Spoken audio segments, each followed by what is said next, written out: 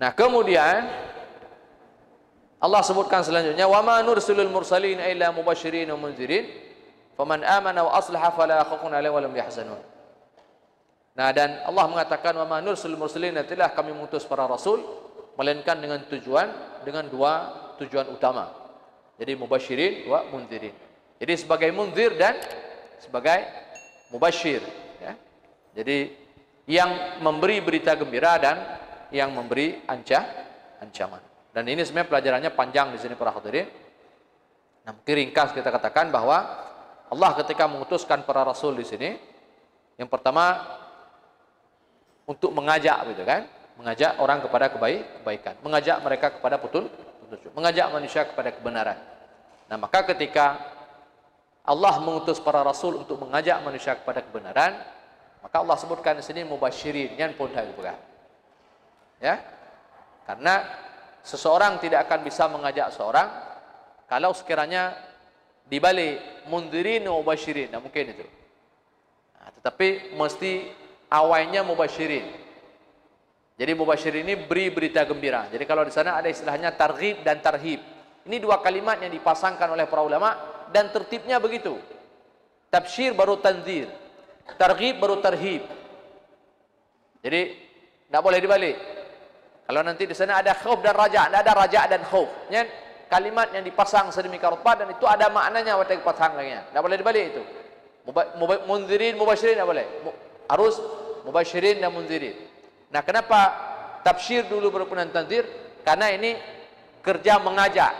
Jadi mengajak orang tidak bisa dengan cara mengancam-ngancam. Tetapi ancaman perlu dan penting. Tapi nanti setelah diajak ini tidak berhasil. Nah, makanya juga nanti ini kaitannya kenapa para nabi itu hadir dengan orang-orang yang sampai wajahnya tampan-tampan. Karena tujuannya mengajak orang. Supaya orang mau diajak sampai ke situ itu betul-betul memang dipretelin oleh Allah Subhanahu wa taala. Jadi sampai semua nabi itu bagus-bagus rupanya. Kenapa? Supaya orang yang diajak mudah. Lagi tanya wajib Pak Sales itu yang datang. Ya. Jadi dia wajahnya bagus-bagus. Orang yang mengiklankan agama kira-kira begitu. Sampai sebegitunya diperhatikan. Ya. Jadi wajahnya bagus, suaranya bagus dan seterusnya. Jadi tidak ada cacat fisik pada mereka, apalagi cacat mental. Artinya cacat fisik kalaupun nanti ada, tapi cacat fisik yang bisa diterima. Yang tidak membuat orang yang diajak ini merasa risih dengan cacat tersebut. Nah, seperti misalnya di sana Nabi Allah Musa alaihissalam.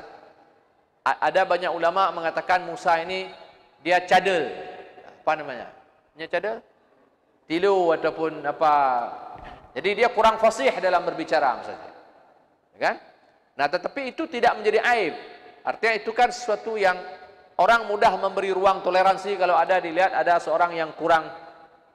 Hatta sampai sekarang hari ini banyak ulama mereka pandai menulis tapi mereka tidak pandai berbicara.